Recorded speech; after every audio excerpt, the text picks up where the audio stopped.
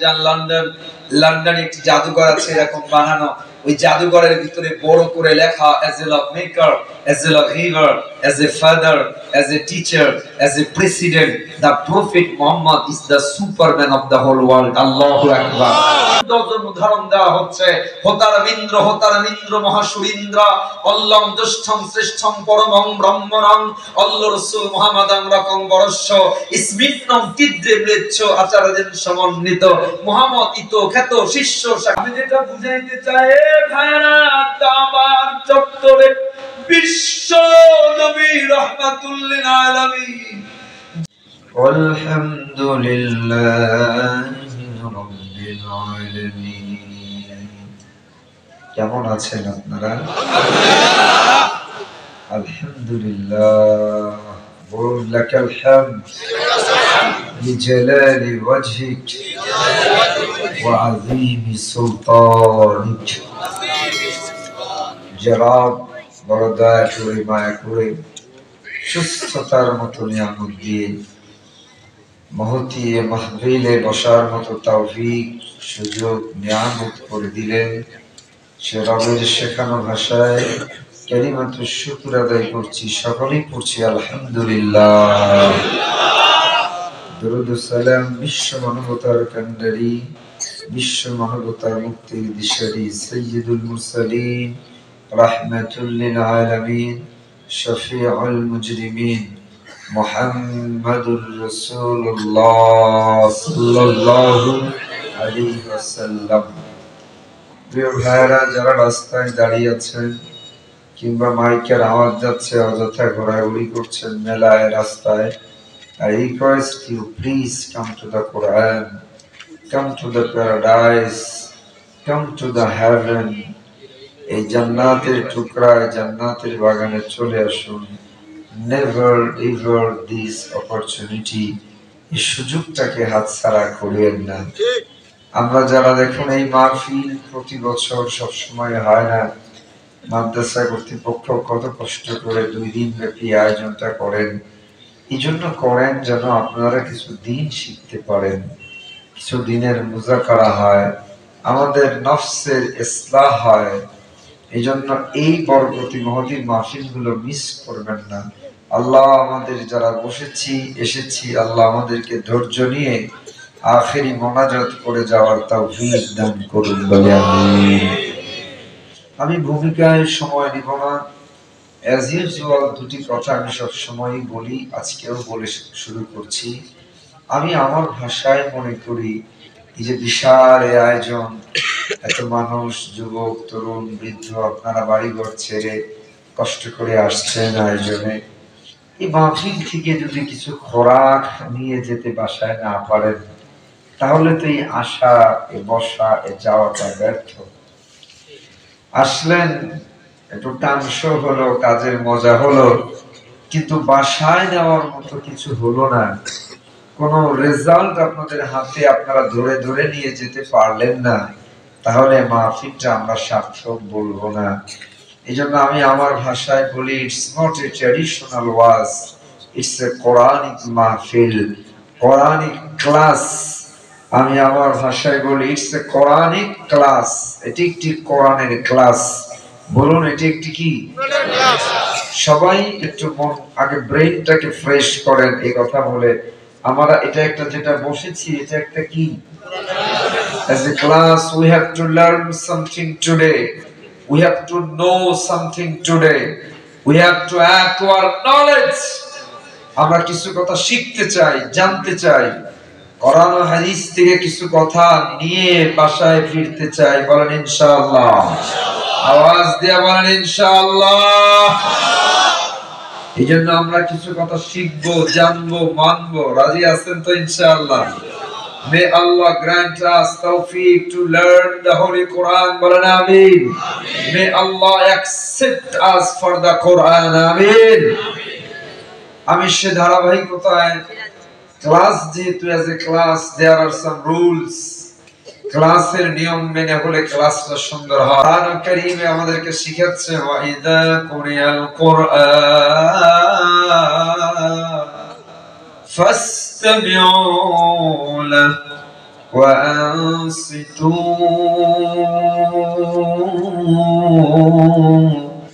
لعلكم ترحمون।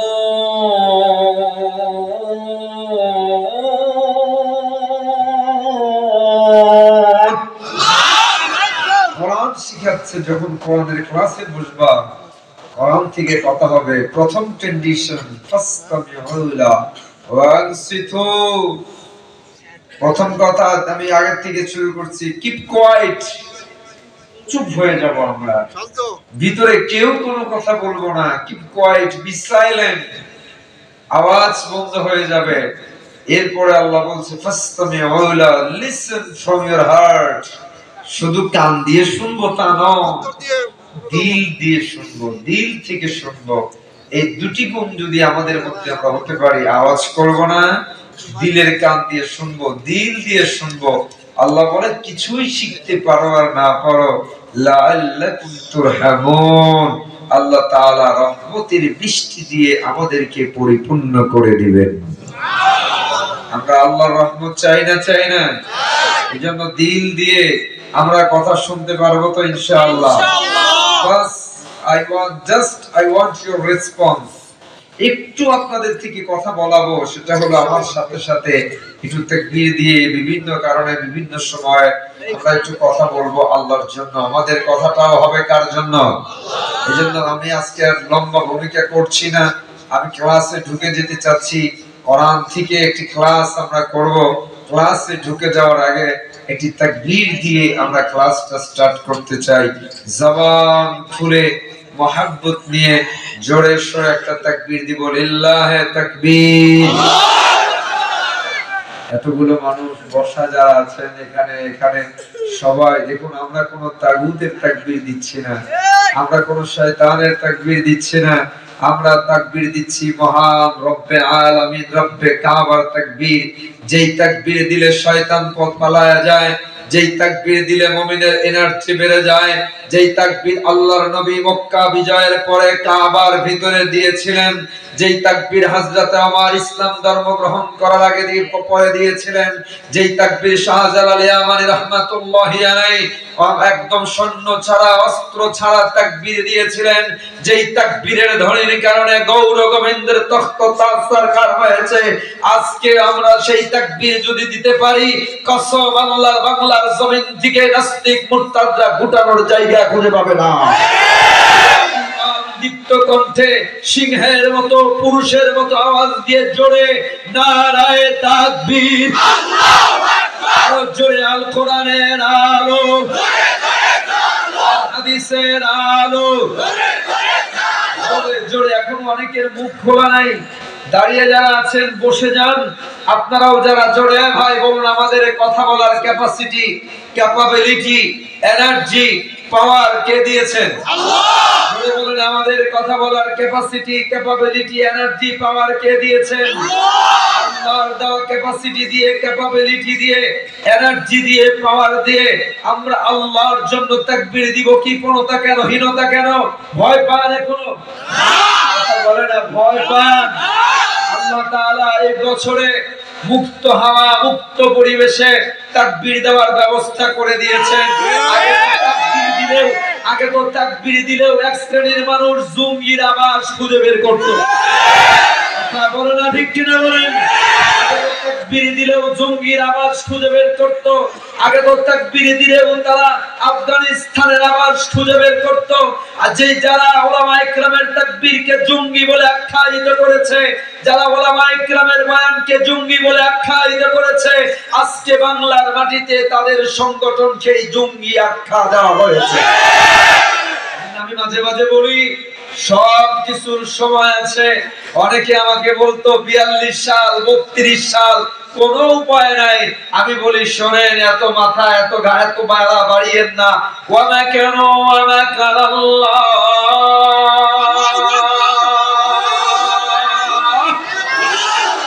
আল্লাহু খায়রুল মাকিরিন।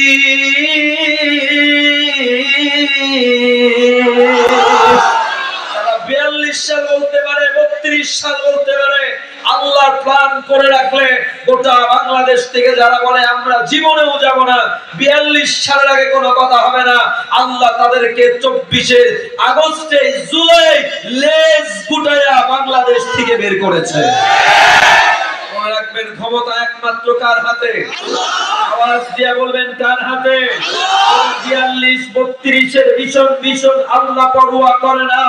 আল্লাহ যদি চায় অত আমরা মাহফিলে গেলে আগে আমাদেরকে চিঠি দেওয়া হতো, রাজনীতির কথা বলা যাবে না। কথা বলে না, ঠিক কিনা বলেন?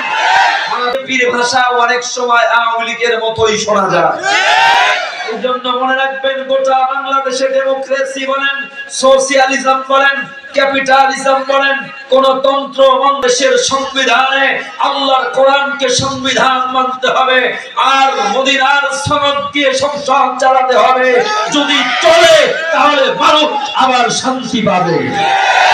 পৃথিবীতে যত নায়ক, গায়ক, অভিনেতা, শিল্পী টিল্পী যা আছে, এই পৃথিবীতে একমাত্র হিউম্যান বিং, একমাত্র মানুষ যিনি মুহাম্মাদুর সাল্লাল্লাহু, আমার সাথে একটু কথা বলবেন, আল্লাহর নবীর থেকে শ্রেষ্ঠ কোন মানুষ, শ্রেষ্ঠ কোন হিউম্যান বিং, শ্রেষ্ঠ কোন পার্সোনালিটি গোটা ইতিহাসে, মানব ইতিহাসে আর একজন হতে পারে না।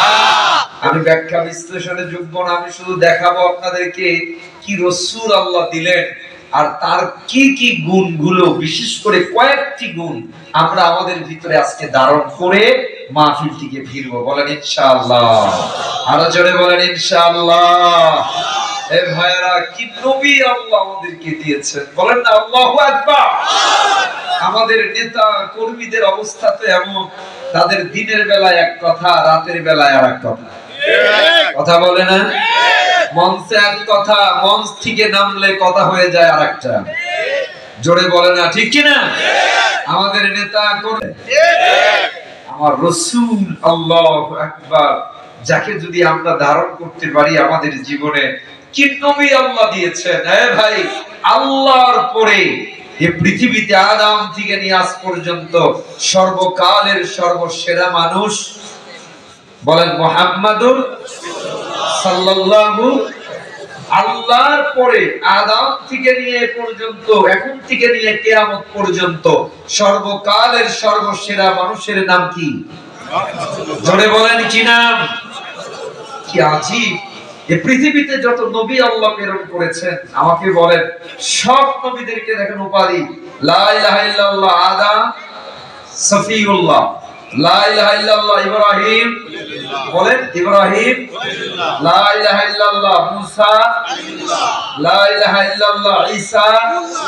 কিন্তু কোন নবী কি, সব অনেক নবী রাসূল ছিলেন, কিন্তু রাসূল শব্দটা আল্লাহ কোন কালিমায় দেয় না।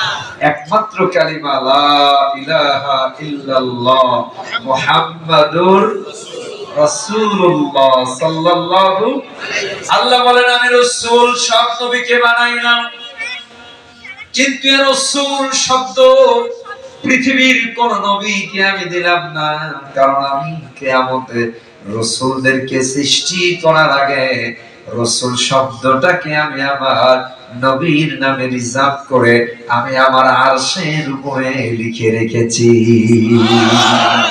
আমার ভাইরা কিভাবে লিখলেন? যেখানে আল্লাহ, মাঝে মাঝে বলি, কিয়ামত থেকে নিয়ে কিয়ামত পর্যন্ত যেখানে আল্লাহ সেখানেই মুহাম্মাদুর রাসূলুল্লাহ, যেখানে আল্লাহ সেখানেই মুহাম্মাদুর। আপনি যখন কালিমা পড়েন, কালিমায়ে তয়্যিবা পড়েন, লা ইলাহা ইল্লাল্লাহ মুহাম্মাদুর রাসূলুল্লাহ, কালিমা শাহাদাত পড়েন, আশহাদু আল্লা ইলাহা ইল্লাল্লাহ, সাথে সাথে কি পড়ি আমরা? আশহাদু আন্না মুহাম্মাদার রাসূলুল্লাহ। যেখানে আল্লাহ সেখানেই মুহাম্মাদুর। এজন্য কবি বড় চমৎকার করে বলেন, তাকবীর মে কালিমে মে নামাজু মে আদামে है नाम इलाही से मिला नाम মুহাম্মদ, সুবহানাল্লাহ। যেখানে আল্লাহ সেখানে মুহাম্মাদুর রাসূলুল্লাহ। আযানের ভিতরে আমরা কি পড়ি? আশহাদু আল্লা ইলাহা ইল্লাল্লাহ। আল্লাহ বলে আমার নাম বললা হবে না, এবার পড়ো আশহাদু আন্না মুহাম্মাদার রাসূলুল্লাহ। আল্লাহু আকবার। কালিমা আপনি নামাজে দাঁড়ায় গেলেন, ইকামত হবে, ইকামতের ভিতরে পড়লেন আশহাদু আল্লা ইলাহা ইল্লাল্লাহ ওয়া আশহাদু আন্না মুহাম্মাদার রাসূলুল্লাহ। নামাজ শুরু হয়ে গেল, নামাজের ভিতরে আত্তাহিয়াতু পড়লেন। আত্তাহিয়াতু কার জন্য? আল্লাহ। বলেন আল্লাহর জন্য। আত্তাহিয়াতু কার জন্য? আপনি আল্লাহর জন্য আত্তাহিয়াতু পড়লেন। আল্লাহ বলে দেয় আমার উম্মত, হে আমার গোলাম, আমার নবীর জন্য আমার জন্য আত্তাহিয়াতু পড়বা, আমার নবীর জন্য পড়বা না এমন নামাজ আমি আল্লাহ গ্রহণ করব না। আল্লাহ পাক বলে দিলেন আত্তাহিয়াতু লিল্লাহ। পড়ার পরে পড়ো আল্লাহুম্মা সাল্লি আলা মুহাম্মদ ওয়া আলা আলি মুহাম্মদ, দরুদ পড়ো। হাদিসের ভিতরে আসছে কোন বান্দা নামাজের ভিতরে দরুদ যদি না পড়ে ওই নামাজ আল্লাহর দরবারে গ্রহণ হয় না। তাহলে যেখানে আল্লাহ সেখানে মুহাম্মাদুর রাসূলুল্লাহ। এমনকি আল্লাহর আরশে আজিমের ভিতরে আল্লাহ লিখে রেখেছেন হযরত আদম আলাইহিস সালাম যখন ক্ষমা চায় ক্ষমা দেয় না। দীর্ঘদিন আদম কান্না করেন, আল্লাহ পাক ক্ষমা করেন না। হঠাৎ আরাফার ময়দানে আদম আলাইহিস সালামের মনে পড়ে গেল, আল্লাহ তোমার আরশে আজিমের ভিতরে একটা নাম দেখেছি, ওই নাম জানি না কার নাম, ওই নামের উসিলায় আমি আপনার কাছে ক্ষমা চাচ্ছি। ওই নামটা ছিল লা ইলাহা, পড়েন না লা ইলাহা ইল্লাল্লাহ মুহাম্মাদুর রাসূলুল্লাহ সাল্লাল্লাহু। হযরত আদম বলেন আল্লাহ ওই নামের উসিলায় ক্ষমা চাইলাম। কিতাবের ভিতরে আসছে আদম আলাইহিস সালাম যখন ওই নামের উসিলায় ক্ষমা চাইলেন আল্লাহ তাআলা সাথে সাথে ওই নামের উসিলায় ক্ষমা করে দিলেন। তো আল্লাহর আরশে আজিমের ভিতরেও এই নামটা লেখা। এ ভাইরা আল্লাহু আকবার, কি নবী আল্লাহ দিয়েছেন। আমি অনেক দিকে যেতে পারবো না, কয়েকটি ছোট্ট ছোট্ট কথা বুঝাবো আপনাদেরকে। আমাকে আর কি নবী আল্লাহ দিলেন। এই পৃথিবীতে যত নবী এসেছেন নবীরা আল্লাহকে দেখতে চেয়েছেন। অনেক নবী যারা আপনারা জানেন, মুসা আলাইহিস সালাম আল্লাহকে বলেন আল্লাহ আমি আপনাকে দেখতে চাই। কি বললেন? আল্লাহ আমি আপনাকে দেখতে চাই। মুসা ছিলেন একটু ঠেটা প্রকৃতির, তিনি একটু যা বলতেন যেটা ছাড়তেন না। আল্লাহ তাআলা বলে না আল্লাহ দেখবই, তাই পারবা না। লান তারানি, মুসা তুমি তোমার চর্ম চোখ দিয়ে আমাকে দেখতে পারবা না। যখন মুসা আলাইহিস সালাম পিরাপাড়ি করলেন, বলে ওই তুর পাহাড়ে যাও, তুর পাহাড়ে আমি আল্লাহ তাজাল্লি দিব। আল্লাহ তুর পাহাড়ে তাজাল্লি দিলেন। তুর পাহাড় আল্লাহর নূরের তাজাল্লি সইতে না পেরে পুরো তামায় রূপায় পরিণত হয়ে গেলেন। মুসা আলাইহিস সালাম বেহুশ হয়ে পড়ে গেলেন। কিন্তু দেখেন একমাত্র নবী এই পৃথিবীতে আমার আপনার নবী। বলেন আল্লাহু আকবার। আল্লাহর নবীকে আল্লাহ দেখার জন্য প্রাইভেট গসিপ, প্রাইভেট কনভারসেশন করার জন্য আল্লাহ তাআলা মক্কা থেকে উঠায়া মদিনা আর প্রথমে দিলেন বাইতুল আকসা। বাইতুল আকসা থেকে নিয়ে জিবরাইল রওনা করলেন বোরাকে। প্রথম আকাশ সপ্তম আকাশ পার করে সিদরাতুল মুনতাহায় পৌঁছলেন। জিবরাইল ডাক দিয়া বললেন ইয়া রাসূলুল্লাহ, I have no power to cross this. এই সিদরাতুল মুনতাহা থেকে আমি ক্রস করার পাওয়ার এবিলিটি আমার নাই। এখান থেকে আপনাকেই যেতে হবে। আমি জিবরিল যদি যাই আমি আল্লাহর নূরের তাজাল্লিতে পুরো ছাই হয়ে যাব। আপনাকে আল্লাহ ডেকেছে, আপনি যান। একা একা আল্লাহর নবী সিদরাতুল মুনতাহা থেকে আল্লাহর সাথে প্রাইভেট কনভারসেশন করার জন্য রওনা করলেন।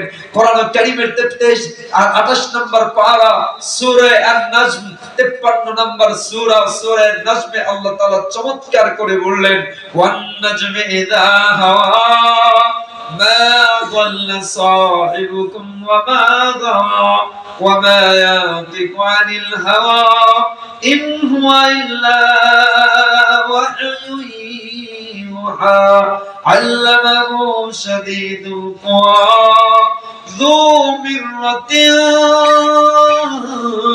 ফাসতাওয়া ওয়া হুয়া বিল উফুকিল আলা সুম্মা দানা فتدلى فكان قاب قوسين أو أدنى الله أكبر আল্লাহ তাআলা বলে দিলেন, আল্লাহ তার হাবিবকে ডাকলেন কত কাছে, সুম্মা দানা ফাতাদাল্লা ফাকানা কাবা কাউসাইনি আও আদনা। একটা তীর মানে হলো সর্বোচ্চ 1 ফিট 1.5 ফিট। আল্লাহ বলে 1 ফিট 1.5 ফিট কাছে ডাকলেন, সুম্মা দানা ফাতাদাল্লা ফাকানা কাবা কাউসাইনি আও আদনা। 1 ফিট 1.5 ফিট বা তার থেকেও কাছে, মানে হলো মনে করেন একজন আশিক, একজন মাশুক, একজন হাবিব যদি তাকে কাছে ডাকা হয়, আল্লাহ তার হাবিবকে কাছে ডাকলেন। কোরআন বলছে ফাওয়াবুকা ইলা আবদিহি মা আওহা। মুফাসসিরিন ইকরাম বলে 1 ফিট মানে কোন কোন বর্ণনায় যেন হাঁটুর সাথে হাঁটু লাগায়া আল্লাহ আমার আপনার হাবিব, আমার আপনার নবীর সাথে গোপনে গোপনে প্রেমালাপ করেছেন। আদম থেকে নিয়ে কোন নবীর নাই, কোন নবীর নাই। এশান একমাত্র আমার আপনার নবী মুহাম্মদুর সাল্লাল্লাহু আলাইহি ওয়াসাল্লাম। আমার ভাইরা, আমি আপনাদেরকে একটু বুঝাইতে চাবো, আজকে দেখাইতে চাবো আপনাদের কয়েকটা পয়েন্ট। আল্লাহু আকবার। কিছু কথা, কিছু গুণ বাড়িতে নিয়ে যেতে পারেন, তার আগে একটু চিনতেছি, আগে একটু চিনবো, অন্য অন্য জায়গা থেকে না, যা বেসিক কিছু কথা যেটা কারোর সাথে ঘটে নাই, এমন কিছু কথা। দেখেন এই যুগে এই যত নবী আল্লাহ দিয়েছেন, যত রাসূল, সব নবীদেরকে আল্লাহ কিতাব দিয়েছেন। যাদেরকে মুসা আলাইহিস সালামকে আল্লাহ কিতাব দিলেন কোথায় দেখেছেন? তুর পাহাড়ে। তুর পাহাড়ে ডেকে মুসাকে বলে, মুসা 40 দিন রোজা রাখো। কয়দিন?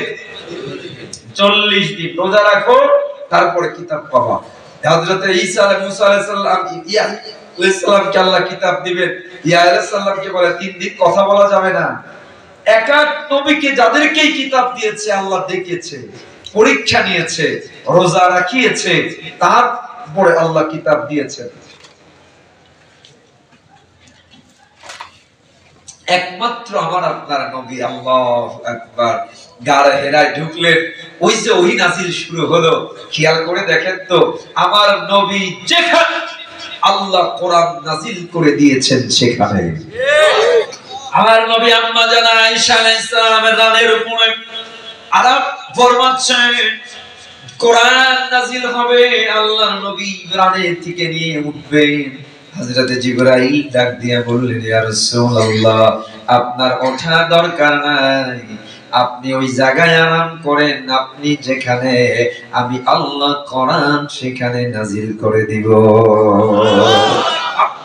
আয়েশার উপরে আল্লাহর হাবিব আরাম ফরমান, ওই জায়গায় কোরআন নাযিল হয়ে যায়। আল্লাহর নবী মক্কায়, কোরআন মক্কায়, আল্লাহর নবী মদিনায়, কোরআন মদিনায়, আল্লাহর নবী উটের উপরে, কোরআন উটের উপরে, আল্লাহর নবী ওহীর হযরত আবু বকরের রানের উপরে, কোরআনটা আবু বকরের রানের উপরে। আল্লাহর নবী যেখানে কোরআন সেখানে। আল্লাহর নবীকে ডাক দিয়ে আল্লাহ কোথাও নেয় না। আল্লাহর নবী যেখানে কোরআন সেখানে নাযিল করেছে। এটা আমার আপনার নবীর শান। আয় হায় আল্লাহর রাসূল, আমি আপনার শান বাড়ালাম, শান বাড়িয়েছে কে? জোরে বলেন কে? বলে সব ষড়যন্ত্র মানুষ ৪১-এর ভীষণ দেখে, ৫০-এর ভীষণ দেখে, ৩১-এর ভীষণ দেখে, সব ক্ষমতা নিজের হাতে। কিন্তু আল্লাহ যদি চায় নমরুদের মতো বড় পরাক্রমশালীকে একটা ন্যাংরা মশা দিয়ে জুতা পিটা করে করতে পারে কি পারে না? জোরে বলেন পারে কি পারে না? যে আল্লাহ ন্যাংরা মশা দিয়ে হত্যা করতে পারে, ওই আল্লাহ ১৬ বছরের রাষ্ট্র চালানোর ক্ষমতাকে ১ ঘন্টার ভিতরে পলাইতে বাধ্য করতে পারে। যেই সংগঠন ওলামায়ে কেরামকে জঙ্গি বলেছে, যেই সংগঠন একটা হিন্দু ছেলেকে ইসলামের নামে তকমা দিয়ে পিটায়া হত্যা করেছে, যেই সংগঠন ওলামায়ে কেরামদেরকে নির্বিচারে জেলে পড়েছে, যেই সংগঠন আবরার ফাহাদের মতো নিরীহ ছাত্র নামাজ পড়ার কারণে শিবির বলে কিংবা কোন ইসলামী তকমা দিয়ে পিটায়া হত্যা করেছে, আল্লাহ তাআলা ওই সংগঠনকে আজকে জঙ্গি সংগঠন বানিয়ে দিয়েছে। বাংলাদেশের বৈধ বাংলাদেশের আজকে তারা জঙ্গি সংগঠন, পাস করা জঙ্গি সংগঠন। আমি স্পষ্ট করে একটি কথা আপনাদেরকে বলি, ক্ষমতা, রাজত্ব, চেয়ার সব কার হাতে? আল্লাহ। জোরে বলতে হবে কার হাতে? এও যেন ইতিহাস থেকে শিক্ষা নিতে হবে। সামনে যে আসন বর্তমানে সমন্বয়ক থাকেন, বিএনপি আসেন, বাংলাদেশের মানুষের ভাগ্য নিয়ে কেউ চিন্তা করে না। দরকার হলো কোরআনের শাসন, কোরআনের দেশ দরকার, কোরআনের দেশ। যখন সংসদে কোরআন পাস হবে, যখন সংসদে কোরআন দিয়ে আইন হবে, তখন দেখেন আজকে বিএনপি বলেন, বিএনপি এখন আসার আগেই ঘোষণা দিচ্ছে যে মোল্লাদের দিয়ে হবে না, যারা মোল্লা মৌলবী এদেরকে দিয়ে কিছু করা যাবে না। সমস্ত রাজনীতিরা মনে রাখবেন, ইসকনের নামে, ইন্ডিয়া ইসকনের নামে, হিন্দুত্ববাদের নামে আজকে চট্টগ্রামে হিন্দু বৌদ্ধ ঐক্য পরিষদ করে ইসকনের ইন্ধনে মুসলমানদের উপরে নির্যাতন চালানো হচ্ছে। তারা বাংলাদেশে নতুন আগুন জ্বালানোর ষড়যন্ত্র করছে। আল্লাহু আকবার। যারা আপনারা এখানে আছেন, আপনারা যদি লন্ডন যান, লন্ডন একটি জাদুঘর আছে এরকম বানানো, ওই জাদুঘরের ভিতরে বড় করে লেখা as a love maker, as a love giver, as a father, as a teacher, as a president, the prophet Muhammad is the superman of the whole world. Allahu Akbar. লিখে রেখেছে তারা, একজন আইনদাতা, আইন প্রণেতা হিসাবে, একজন রাষ্ট্রপ্রধান হিসাবে মুহাম্মদ গোটা পৃথিবীর সুপারম্যান। সুবহানাল্লাহ। জর্জ বার্নার্ড শ স্পষ্ট করে তার কিতাবে লিখেছে, I believe that if a man like a Muhammad were to assume the dictatorship of this modern world, he can bring its much needed peace and happiness. তিনি লিখেছে, আজকে অশান্ত পৃথিবীতে একজন মুহাম্মদের মতো একজন মানুষ যদি এই পৃথিবীর হাল ধরে, গোটা পৃথিবীটা শান্তিময় পৃথিবী হয়ে যাবে। সুবহানাল্লাহ। রাসূল যেহেতু নিয়ে কোন মানদণ্ডে আপনি মাপবেন, যে মানদণ্ডেই মাপেন আল্লাহর নবীর থেকে শ্রেষ্ঠ মানুষ হতে পারে না। আশ্চর্য ব্যাপার। হিন্দু ধর্ম যদি আপনাদের সামনে একটু তুলে ধরি, সামান্য পরিমাণে হিন্দু ধর্মের ডজন ডজন উদাহরণ দেওয়া হচ্ছে। হোতারমিন্দ্র মহাসুরিন্দ্র অল্লম জ্যেষ্ঠং শ্রেষ্ঠং পরমং ব্রহ্মণং অল্ল রাসূল মুহাম্মাদাং রকং বরস্য ইসমিন্নং তিদ্রে ম্লেচ্ছ আচার্যের সমন্বিত মুহাম্মদ ইতো খ্যাত শিষ্য শাখার সমন্বিত। চিৎকার দিয়ে বলেন আল্লাহু আকবার। আরো জোরে বলেন আল্লাহু আকবার। ধর্মের ছাত্র হিসেবে ২-৪টা উদাহরণ শুধু দিয়ে আমি গুণাবলীতে যাব।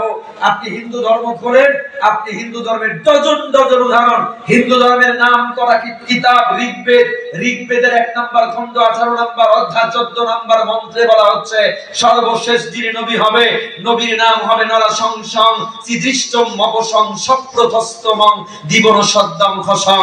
শেষ যিনি নবী হবে, নবীর নাম হবে নরসংস, সংস্কৃত ভাষা, বাংলা অর্থ প্রশংসিত, আরবি অর্থ মুহাম্মদ। সুবহানাল্লাহ। অন্যতম কিতাব কলকি পুরাণ 1 নম্বর খণ্ড 18 নম্বর অধ্যায় 4 নম্বর মন্ত্র। শেষ যিনি নবী হবে, নবীর পিতার নাম হবে বিষ্ণুজু শশ গর্ব মাধত্তে বৈষ্ণবম। বিষ্ণুজু শশ বাংলা অর্থ মনিবের দাস, আরবি অর্থ আব্দুল্লাহ। তার নাম হবে কলকি পুরাণ 1 নম্বর খণ্ড 18 নম্বর অধ্যায় 4 নম্বর মন্ত্র সমতা মাতারে বিভো। এখানে সমতি বাংলা অর্থ নিরাপদ, আরবি অর্থ আমেনা। সুবহানাল্লাহ। জন্ম তারিখটাও কত হবে? দাদা সং কলকি পুরাণ 1 নম্বর খণ্ড 18 নম্বর মন্ত্র 14 নম্বর অধ্যায় বলা হচ্ছে দাদা সং শুল্ক পক্ষ স মাধবে মাসি মাধব। শেষ যিনি নবী হবে, নবীর জন্ম তারিখ হবে 12ই রবিউল আওয়াল। দ্বাদশ মানে 12, দ্বাদশং শুল্ক পক্ষ স মানে প্রথম, মাধব মানে বসন্তের মাস, বসন্ত আরবি হলো রবিউল, আর শুল্ক অক্ষ প্রথম রবিউল আউয়াল। দ্বাদশং মানে 12, রবিউল আওয়ালের 12 তারিখ হবে তার জন্ম। সুবহানাল্লাহ। একটা না ডজন উদাহরণ, আমি শুধু আপনাদেরকে কয়েকটা দেব বলছি। বৌদ্ধ ধর্মের যিনি প্রণেতা গৌতম বুদ্ধ, গসপেল অফ বুদ্ধা 18 নম্বর অধ্যায় 119-20 নম্বর পৃষ্ঠা।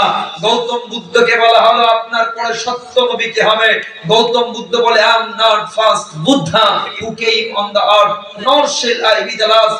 In one time another Buddha will arise in the world. He will proclaim a religious life only perfect and true. আমার পরে একজন সত্য নবী আসবে, ওই নবীর ধর্ম নাম হবে আহমদ, তার ধর্মই একমাত্র সত্য ধর্ম। সুবহানাল্লাহ। খোলেন আপনি খ্রিস্টান ধর্ম, খোলেন আপনি বাইবেল ধর্ম, বাইবেল খোলেন। হিন্দু ধর্মের কি খ্রিস্টানদের ধর্মের নাম বাইবেল ওল্ড টেস্টামেন্টের আপনার বই অফ ডেমোক্রেসি একটা বই, একটা অধ্যায়, ওই অধ্যায় 117 118 নম্বর পৃষ্ঠায় বলা হচ্ছে শেষ যিনি নবী হবে, ওই নবীর নাম হবে আজ-জাসির, যিনি সব সময় বিজয় হয়। আরেকটি নাম হবে প্রশংসিত, যার বাংলা অর্থ মুহাম্মদ। সুবহানাল্লাহ। ইহুদি ধর্ম খোলেন, ইহুদিদের ধর্মের নাম ত্রিপিটক, যেটা ওল্ড টেস্টামেন্ট বলা হয়।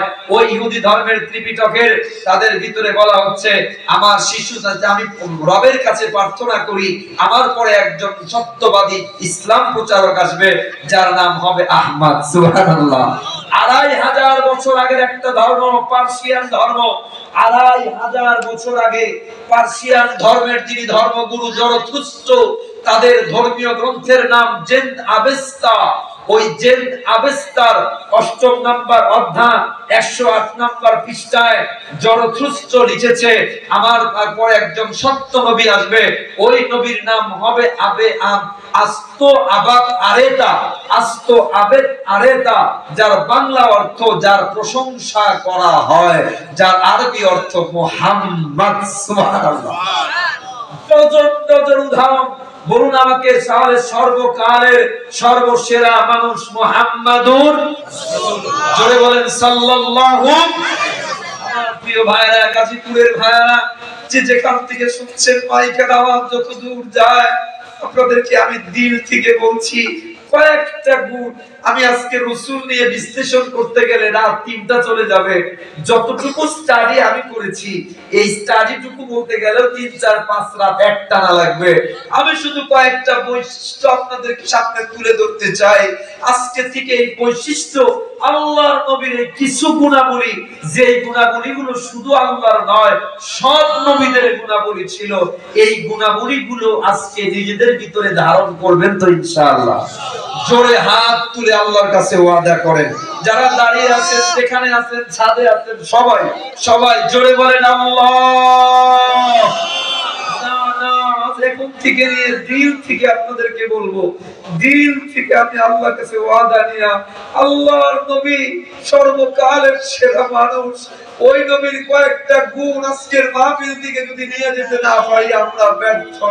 জোরে ডাক দিয়া বলেন আল্লাহ। আরেকটু জোরে আল্লাহ।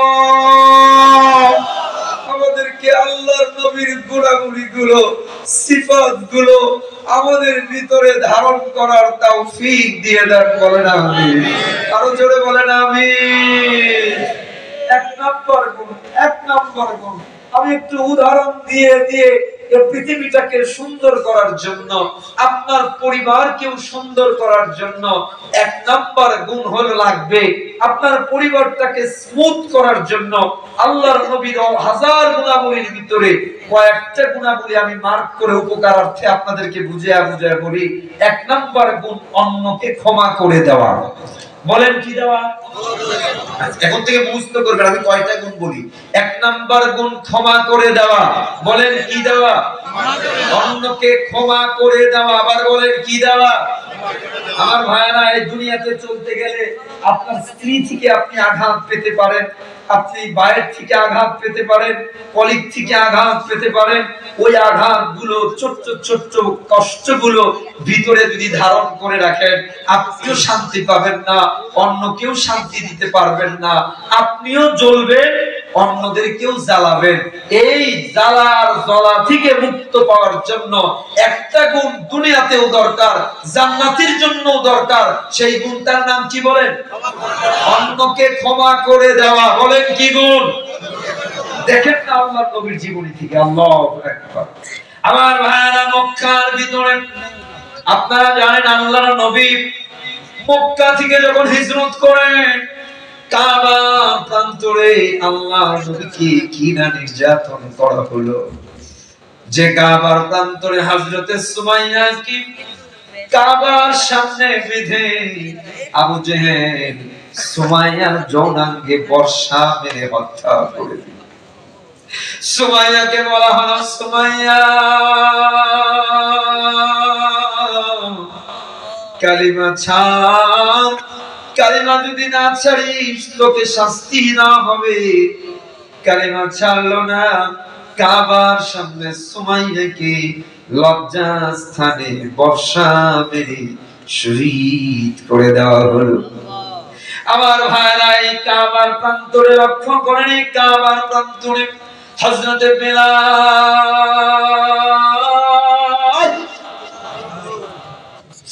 হযরতে বেলালের মনে ঘুমাইয়া কাবার প্রান্তরে উটের রশি, উটের সেই পাতা রশি বানায়া বেলালের পায়ে হাতে বেঁধে উটটাকে ছেড়ে দেওয়া হলো। কাবার আশেপাশ দিয়ে ঘুরে ঘুরে বেলালের হাত পা গুলো ছিলে গেল, রক্তাক্ত হয়ে গেল। বেলাল প্রায় মারা যাবে যাবে অবস্থা। বেলালকে বলা হলো, বেলাল এখনো কি কালিমা ছাড়বো না? বেলাল বলে, না না, জীবন যাবে, কালিমা ছাড়বো না। এই মক্কার প্রান্তরে বেলালের মনে ঘুমাইয়া বেলালের বুকের উপরে পাথর দিয়া, পাথরের উপরে চাপা দিয়া বসে পড়লো। বাবলা গাছের কাঁটা নিয়া বেলালের জিহ্বাটা টান দিয়া বের করলো এক হাতে, আর এক হাতে একটা বাবলা গাছের কাঁটা নিল। বেলালের জিহ্বাটা টান দিয়া বের করে বাবলা গাছের কাঁটা নিয়া ছিদ্র করে ঢুকায়া দিল। জিহ্বাটা ফিনকি দিয়ে রক্ত বের হলো।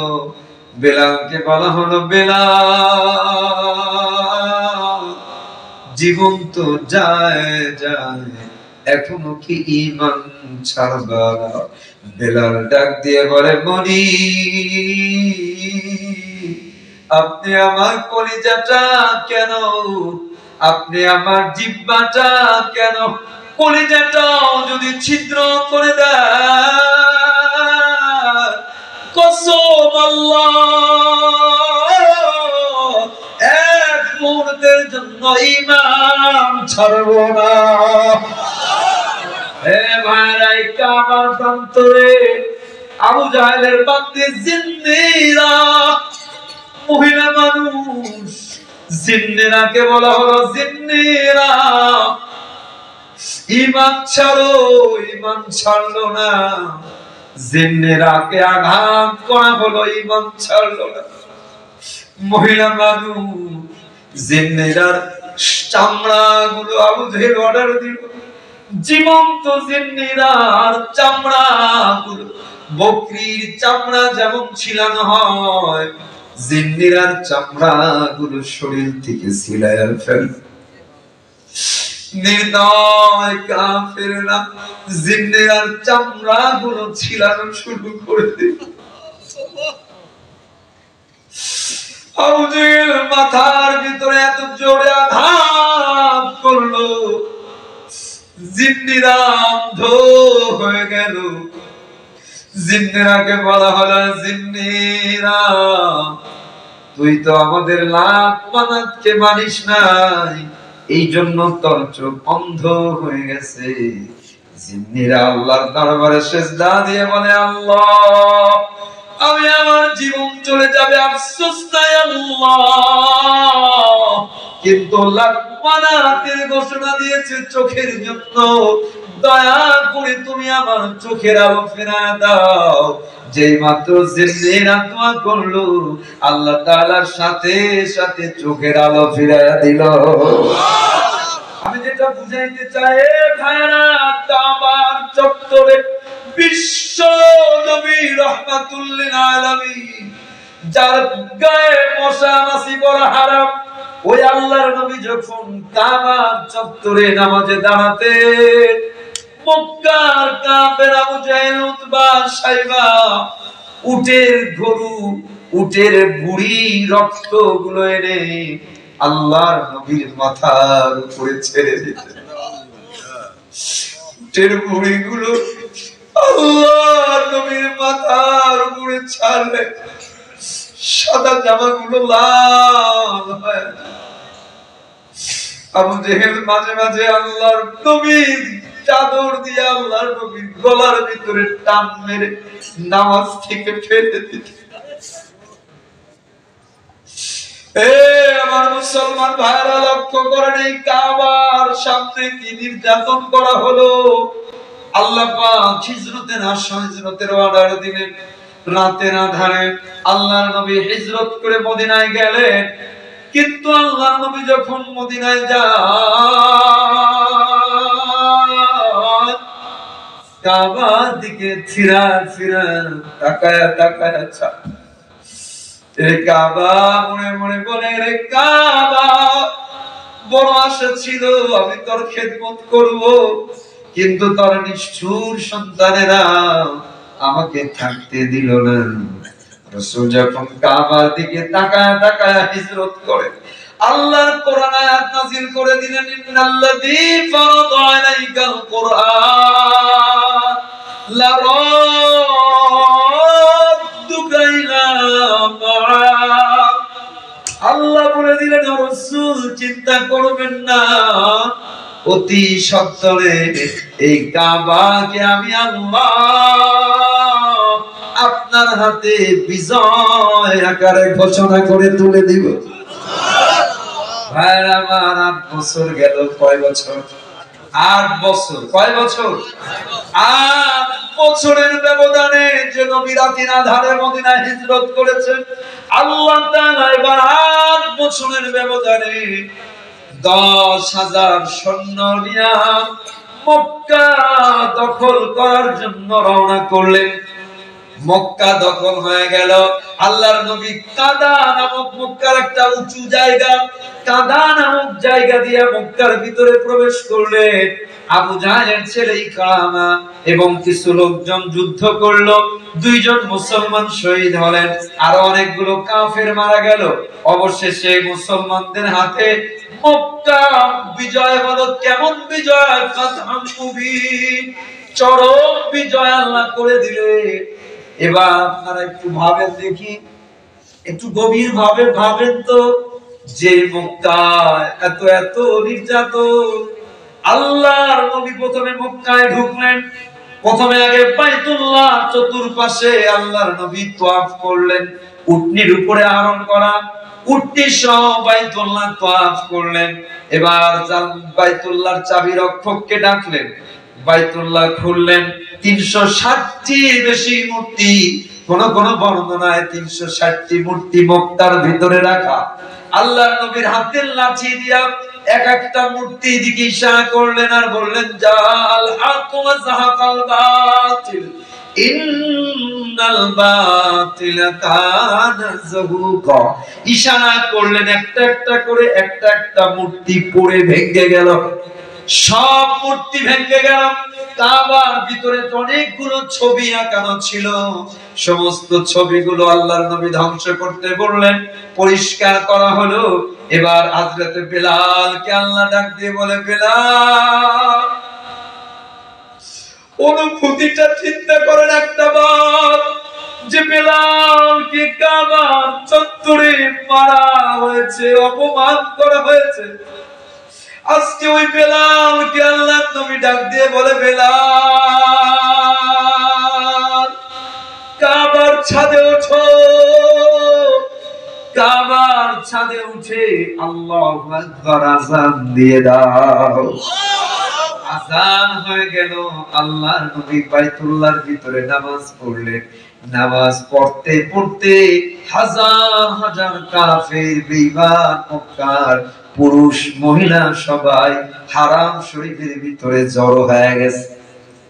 একজন দুইজন নয়, হাজার হাজার কাফেররা জড়ো হয়েছে, ভীত সন্ত্রস্ত। আজকে তাদের চেহারার ভিতরে ভয়, আজকে উতবা আবু সুফিয়ান সহ সবার চেহারার ভিতরে ভয়, আজকে সব চেহারা যেন প্রকম্পিত। কারণ তারা তো জানে মুহাম্মাদের উপরে কি নির্যাতন করা হয়েছে, মুসলমানদের উপরে কি নির্যাতন করা হয়েছে।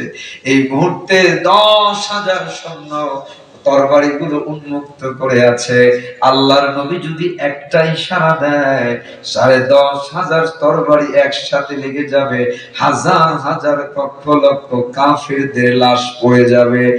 এক সেকেন্ড দেরি হবে না, কারো সামর্থ্য নাই। 10,000 তরবারি উন্মুক্ত, কাফেররা গোলামের মতো দাঁড়ায়। তখন ওই কাফেরদের উসিলায় বুখারী শরীফের হাদিস, আল্লাহর নবী সব কাফেরদের লক্ষ্য করে ঘোষণা করলেন, ইয়া মাশারা কুরাইশ মালা তারাউনা আন্নী ফাইলুম বিকুম, হে কুরাইশ সম্প্রদায়, তোমরা আজকে আমার সাথে কি আচরণ আশা করো? আজকে আমি কি আচরণ তোমাদের সাথে? কুরাইশরা ডাক দিয়ে বলে, খায়রা আনতা কুন কারীম ওয়া ইবনু আখিল কারীম। কুরাইশরা বলে উঠলো, আমরা কল্যাণের আশা করি, আপনি আমাদের সম্মানিত ভাই, সম্মানিত ভাইয়ের ছেলে। আল্লাহু আকবার। আল্লাহর নবী দেখেন কি দিলে, গোটা পৃথিবীর ইতিহাসে বিরল। কোন রাজা যখন জয় করে কচু কাটা করে, কোন রাজা বাদশা যখন জয় করে এলাকা দখল করে নেয়, নারীদেরকে ধর্ষণ করে। আর যেই নবীকে লাঞ্ছিত করেছে, যেই কাবা চত্বরে সুমাইয়াকে শহীদ করেছে, আম্মারকে শহীদ করেছে, বেলালকে নির্যাতন করেছে, খাব্বাবকে আগুনে পুড়িয়েছে, যেই চত্বরে আল্লাহর নবীর উপরে উটের রক্ত ছেড়ে দেওয়া হয়েছে, ওই জায়গায় আজকে আল্লাহর নবী বীরের বেশে বাদশা। আল্লাহর নবীর হাতে আজকে সুপ্রিম পাওয়ার, চাইলেই হত্যা করতে পারে, কিন্তু না না, আল্লাহ নবী বললেন কেমন আচরণ চাও? আল্লাহর নবী বললেন, তারা বললেন কল্যাণ।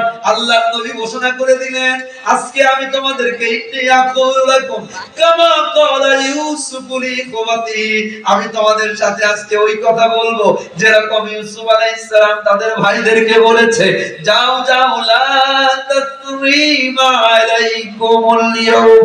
আল্লাহু আকবার। আল্লাহর নবী ঘোষণা করে দিলেন, লা তাসরিমা আলাইকুমুল ইয়াউম, তোমাদেরকে আমি মাফ করে দিলাম। ইযহাবু আনতুমুত তুলাকা। আল্লাহু আকবার। জোরে বলেন আল্লাহু আকবার। আরো জোরে বলেন আল্লাহু আকবার। ইতিহাসের রাজনীতিবিদদের, নেতাদের ইতিহাস যুগ যুগ, কাল থেকে কালান্তরে, যুগ থেকে যুগান্তরে রাষ্ট্র নেতা বলেন, তাদেরকে শিখতে হবে আল্লাহর নবী নির্যাতিত ছিলেন, বঞ্চিত ছিলেন, নিপীড়িত ছিলেন, কিন্তু বিজয় হওয়ার পরেও কোন বিজয়ের ভাব প্রকাশ করেন নাই, জুলুম করে নাই, অন্যায় করে নাই, নিঃশর্তে উইদাউট এনি কন্ডিশন আল্লাহ তাআলা সব কাফেরদেরকে মাফ করে দিয়েছেন। কি হয়েছে নিঃশর্তে যখন কাফেররা দেখেছে তখন দলে দলে সবাই কালিমা পড়ে মুসলমান হয়ে গেছে। আমি শুধু কি তাই, আল্লাহর নবীর আমি আপনাদেরকে ক্ষমার দৃষ্টান্ত দেখাচ্ছি। হুনাইনের যুদ্ধ, কোন যুদ্ধ বলেন? আমি বলেছি ক্লাস, এখন থেকে যে কথাগুলো হবে নিয়ে যাবেন, মনেও রাখবেন। হুনাইনের যুদ্ধ বলেন, কোন যুদ্ধ?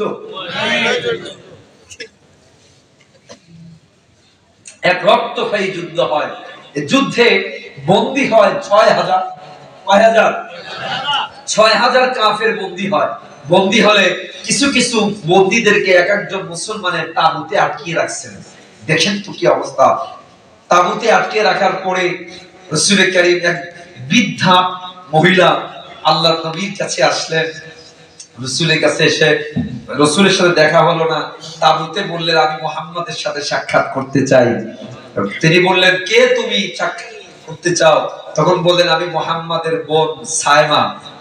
রাসূলুল্লাহর কাছে খবর দেওয়া হলো যে আপনার বোন আসছে দেখা করতে। রাসূল বললেন আমার তো কোনো বোন নাই। আবার মহিলা আবার আসছে একদিন পরে, বলে যা বলো মুহাম্মাদের বোন আসছে। রাসূল সাল্লাল্লাহু আলাইহি ওয়াসাল্লামের কাছে বৃদ্ধা মহিলা আসলেন। আসার পরে আল্লাহর নবী জিজ্ঞাসা করলেন কে আপনি? বললেন তুমি কি আমাকে চেনো নাই? আমি তোমার দুধ বোন হালিমার মেয়ে সায়মা। এ ভাইরা, বন্দী খালি সায়মা বন্দী, তার হাজবেন্ড সহ, তার স্বামী সহ বন্দী। আল্লাহর নবী যখন এই কথা শুনলেন, আল্লাহর নবীর চোখ দিয়ে পানি বের হয়ে আসলো, গড়গড় করে পানি ঝরছে আল্লাহর নবীর চোখ দিয়ে। এরকম একটা নবুয়তি চাদর ছিল আল্লাহর নবীর পরনে, যেই চাদরটি নবুয়তি চাদর। আল্লাহর নবী সাথে সাথে চাদরটাকে খুলে এইভাবে নবুয়তি চাদর, যেই চাদর পরে আল্লাহর নবী তার এই নবুয়তি চাদরটা এই সাইমা বৃদ্ধা মহিলার জন্য আল্লাহর নবী দাঁড়ায় গেলেন। সাইমাকে বসতে দিলেন, বসতে দিয়ে কান্না করছেন আল্লাহর নবী। সাইমা কাঁদছেন, বলছেন আবু হালিমার মেয়ে সাইমা, তোমার কি মনে আছে? কে বলছেন মনে আছে? ৫০-৬০ বছর আগের ঘটনা। তোমার কি মনে আছে আমি তোমাকে ঘুম পাড়াতাম আর গান গাওয়াতাম, আল্লাহুম্মা বকি লানা মুহাম্মদ, আল্লাহুম্মা বকি লানা মুহাম্মদ। আজকে তোমার কি মনে আছে? বলে হ্যাঁ। তখন এই সায়মা কে বললেন কি জন্য আসছেন? বোন চাদর। সাহাবীরা তো অবাক, বিশ্ব নবী তার গায়ের চাদর খুলে দিচ্ছেন একজন মহিলাকে। বৃদ্ধা বন্দী মহিলা গায়ের চাদর খুলে দিচ্ছেন। আবার বলা হলো কি বোন তুমি কি জন্য আসছো? বলছে ঘটনাক্রমে আমার স্বামী কাফেরদের দলে ছিল, বন্দী হয়ে এসেছে, তোমার আবদার যদি তুমি তাকে একটু মুক্ত করে দিতা। রাসূলুল্লাহ সাথে সাথে সাহাবায়ে কেরামদেরকে বললেন যাও, হুনাইনের যুদ্ধে যেই ৬০০০ বন্দী হয়েছে আমার বোনের উসিলায় ৬০০০ বন্দীকে নিঃশর্তে আমি মুক্তি করে দিলাম। আমার ভাইরা আপনারা বলুন তো আমাকে, ৬০০০ বন্দীকে আল্লাহর রাসূল বোনের ইচ্ছাতে মুক্তি করে দিলেন। কি রহমত, কি দয়া, কি ক্ষমার দৃষ্টান্ত। কিন্তু কপাল পোড়া আজকে